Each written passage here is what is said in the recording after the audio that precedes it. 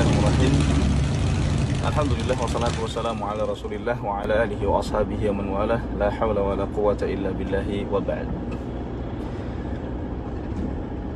Para ikhwah dan akhwat yang dirahmati oleh Allah Subhanahu wa taala. Hari ini tanggal 30 Ramadan tahun 1441. Biasanya bagi bangsa Indonesia adalah merupakan hari yang berbahagia karena kita bisa bertemu dengan keluarga, dengan tetangga, dengan sahabat. Kita biasanya pulang ke rumah orang tua kita, berkumpul di sana dengan sanak saudara. Akan tetapi tahun ini berbeda. Semua ini karena takdir Allah Subhanahu wa taala. Kita harus meyakini bahwasanya baik dan buruk semuanya adalah merupakan takdir dari Allah Subhanahu wa taala. Mungkin ini buruk bagi kita. Mungkin ini kita anggap sebagai sesuatu yang menyedihkan. Sebagian orang harus berada sendirian di daerah yang jauh dari keluarganya. Sebagian orang berada di dalam kesusahan, terputus dari pekerjaannya, terputus dari keluarganya. Akan tetapi yakinlah, Allah SWT berfirman dalam surat Al-Baqarah ayat 216, wa asa an takrahu syai'an wa huwa khairul lakum wa asa an tuhibbu syai'an wa huwa syarrul lakum wallahu ya'lamu wa antum la ta'lamun. Bisa jadi kalian membenci sesuatu, kata Allah, akan tapi ternyata itu adalah baik bagi kalian. Dan bisa jadi kalian mencintai sesuatu, akan tetapi ada keburukan bagi kalian di sana. Wallahu ya'lamu wa antum la ta'lamun. Allah lah yang Maha tahu, sedangkan kalian tidak mengetahui. Banyak sekali contoh yang bisa kita ambil dari Al-Qur'an, dari kaidah yang disampaikan oleh Allah SWT dalam ayat ini, bahwa yang nampak bagi kita adalah yang zahir saja. Hakikat daripada nasib kita yang tahu hanya Allah Subhanahu wa taala. Di balik kesedihan kadang-kadang ada hikmah kebaikan yang besar. Contohnya adalah ibunda Nabi Musa alaihissalam. Ketika dia baru melahirkan anaknya yang masih bayi, Allah Subhanahu wa taala perintahkan beliau untuk membuang anaknya. Dalam surat Taha, Allah Subhanahu wa taala katakan, "Id auhayna ila ummika ma yuha." Ketika kami wahyukan kepada ibumu apa yang diwahyukan. Apa yang diwahyukan kepada ibunya Nabi Musa? Allah katakan, "Aniqdhi fihi fit tabut." Letakkanlah anakmu itu di dalam sebuah peti. Faqdhi fihi fil yam. Kemudian buanglah di sungai. Falyulqihil yammu fis sahil. Kemudian biarkan sungai itu membawa anakmu hingga ke tepian. Apa yang terjadi setelah itu? Allah katakan, ya'khudhu aduwwul li wa aduwwul lah. Dia akan dipungut oleh musuhku, kata Allah, dan musuhnya nanti. Karena dia dipungut oleh keluarganya Fir'aun dan dijadikan anak angkatnya Fir'aun, justru yang nanti akan menjadi musuhnya Nabi Musa alaihi salam. Wa alqaitu 'alaika mahabbatan minni wa litusna'a 'ala 'aini. Dan aku berikan kepadamu rasa cinta, yakni orang-orang ketika melihat Musa alaihissalam, mereka menyukai, mencintai Musa alaihissalam. Nah, ketika ibunya ini, seorang wanita yang telah melahirkan anaknya dengan penuh pengorbanan, bahkan bisa mengorbankan jiwanya, Allah SWT perintahkan dia untuk membuang anaknya. Namun ibu ini yakin, apabila perintah ini datang dari Allah Subhanahu wa taala, maka insya Allah SWT tidak akan menyia-nyiakan hambanya. Sehingga dengan penuh keyakinan dia lakukan. Ternyata apa yang Allah SWT atur, Allah SWT punya skenario yang lebih indah, ya.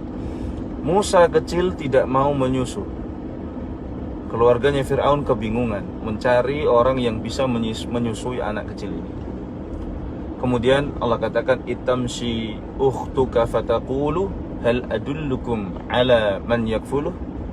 Kemudian saudarimu, ya, datang kepada keluarga tersebut dan mengatakan, maukah kalian aku tunjukkan kepada orang yang mau memelihara anak ini. Akhirnya Musa alaihissalam dikembalikan kepada ibunya. Faraja'naka ila ummika kay taqarra 'ainuha wa la tahzan. Maka kami kembalikan engkau kepada ibumu agar ibumu senang, bahagia dan tidak lagi sedih. Demikianlah Allah Subhanahu wa taala mengatur takdir kita. Di awal kita mengira itu adalah sebuah keburukan, sebuah kesusahan, ya, sebuah kesedihan. Ternyata Allah Subhanahu wa taala telah mengatur. Ada hikmah yang besar di sana. Yang awalnya Fir'aun memerintahkan agar bayi-bayi laki-laki dibunuh, sekarang ya Musa selamat. Yang awalnya Musa dibuang, sekarang kembali kepada ibunya. Bahkan ada bonus lebih dari itu. Karena di sini akadnya adalah kerja, ibunya Nabi Musa digaji untuk menyusui anaknya sendiri. Ya, luar biasa. Contoh yang lain, Nabiullah Yusuf alaihissalam, yang namanya diabadikan oleh Allah SWT menjadi nama sebuah surat dalam Al-Quran. Dia dibenci oleh saudara-saudaranya. Dia dibuang, dia dijual, difitnah, dipenjara, dan dia terlupakan. Akan tetapi kesedihan yang berlangsung lama tersebut dibasuh dengan sebuah momen bahagia ketika dia dipilih oleh Allah SWT untuk memerankan sebuah peran yang besar.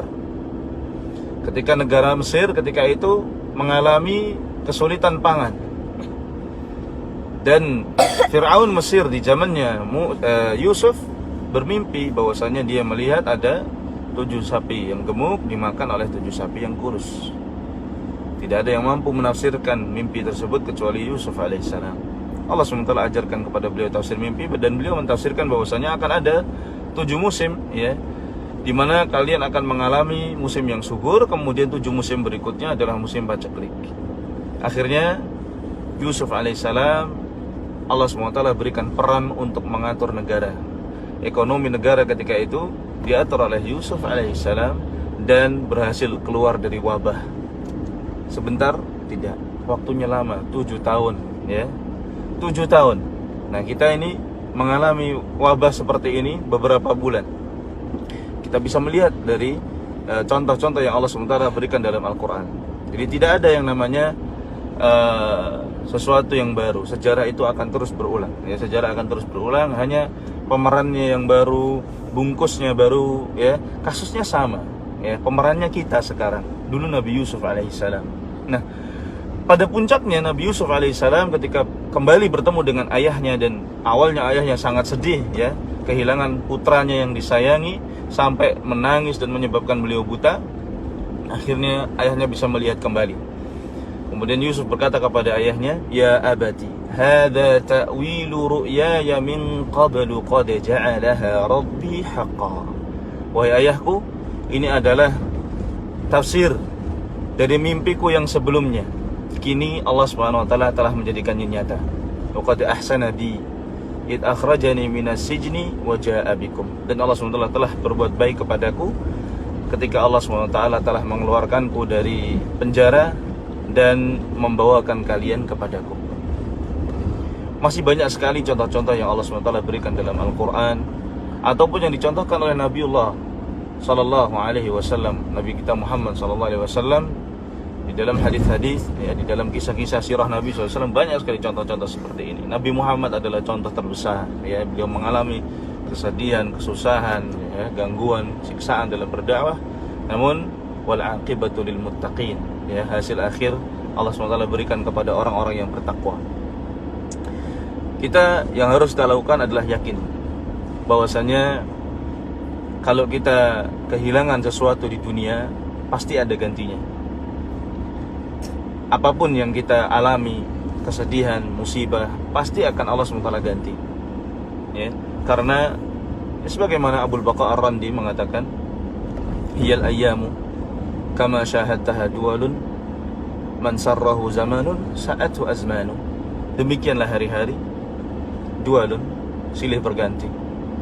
Man sarrahu zamanun, barang siapa yang bahagia di suatu masa, sa'atu azmanu, dia akan merasakan kesedihan di masa yang lain.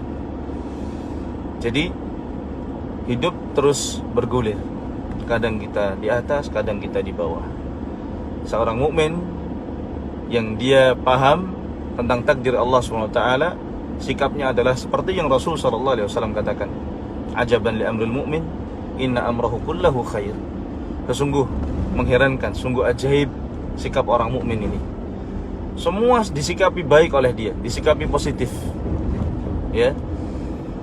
In asabathu dharra atau in asabathu sarra syakara fakana khairan lahu. Apabila dia ditimpa dengan sebuah kenikmatan, ya, diberikan kenikmatan kepadanya oleh Allah, maka dia bersyukur dan itu baik baginya. Wa in asabathu dharra sabara, dan kalau dia ditimpa dengan sebuah mara bahaya, dia bersabar, fakana khairan lahu, maka itu juga baik baginya. Walaysa dzalika illa lil mu'min, dan hal itu tidak dimiliki kecuali oleh orang yang beriman. Artinya orang mukmin dalam semua kondisi dia bisa beribadah kepada Allah SWT. Ketika dia suka, bersyukur. Ketika dia sedih, dia bersabar. Dan ketika kita ditimpa musibah, mungkin di masa pandemik ini ada usaha kita yang bangkrut, ada gaji kita yang dikurangi, ada pekerjaan kita yang diputus dari kita, di PHK. Apa yang harus kita lakukan? Berdoa. Sebagaimana Ummu Salamah ketika kehilangan suaminya yang paling dicintai, dan dia mengatakan bahwasannya Abu Salamah adalah berasal dari keluarga terbaik yang ada di Makkah ketika itu.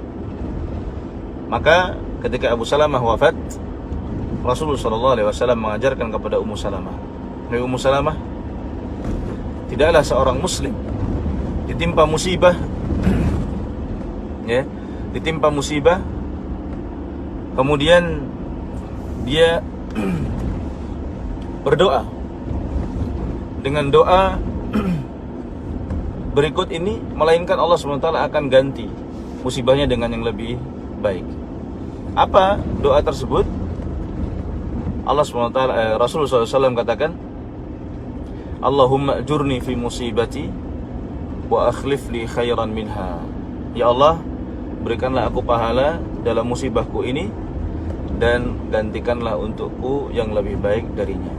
Apa kata Ummu Salamah?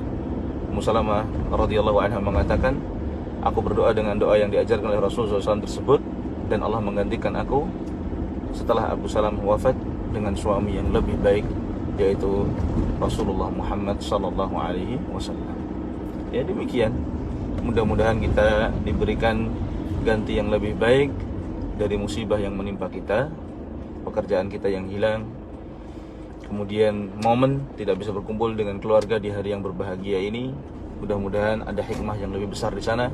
Kita bisa belajar. Yang awalnya kita hanya buat plan A, plan B, ternyata kita harus buat rencana yang banyak. Ada plan A, plan B, plan C, plan D, sampai plan Z mungkin harus kita buat. Yang biasanya kita hanya membuat rencana kalau misalkan ada kegagalan sedikit, ternyata kita belum buat rencana kalau ada jaihah. Ya, jaihah itu apa? Wabah gitu. Biasanya usaha kita hanya buat rencana kalau lagi sukses, dan kalau lagi bangkrut ternyata kebangkrutan itu macam-macam sebabnya. Jadi kita harus belajar di sini. Biasanya kita hanya mengandalkan gaji kita, ternyata kita harus belajar berbisnis untuk menambah penghasilan. Yang biasanya kita tidak menanam, sekarang kita tanam, ya. Akhirnya kita punya ketahanan pangan sendiri di rumah kita. Nah, banyak hal yang harus dipelajari, banyak hikmah yang bisa kita pelajari, apalagi bagi pelaksana negara, ya. Itu harus banyak ini pelajari. Ya, mungkin ini pesan yang singkat namun mudah-mudahan bermanfaat, ya. Intinya kita harus belajar. Kita harus mempersiapkan untuk kemungkinan yang paling buruk yang akan terjadi, dan kita nggak tahu. Aku qouli hadza wa sallallahu wasallam ala nabiyyina Muhammad. Wassalamualaikum warahmatullahi wabarakatuh.